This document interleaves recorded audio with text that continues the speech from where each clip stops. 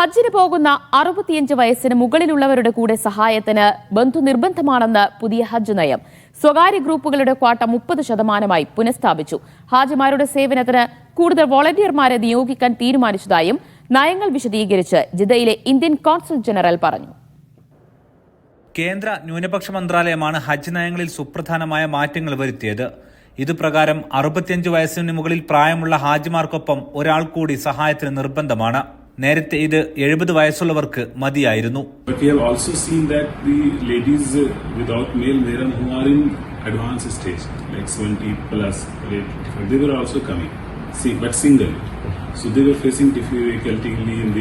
അറുപത്തിയഞ്ച് വയസ്സിൽ കൂടുതൽ പ്രായമുള്ള മഹറമില്ലാത്ത കാറ്റഗറിയിലുള്ളവർക്കും സഹായത്തിന് ആളുവേണം.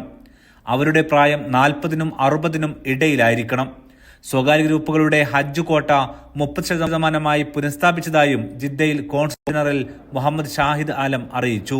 കഴിഞ്ഞ 2 വർഷങ്ങളിലും ഇത് 20%.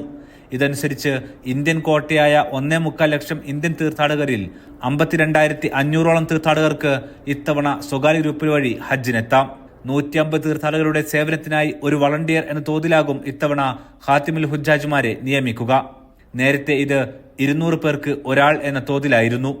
Aftabur Rahman, media 1, Riyadh.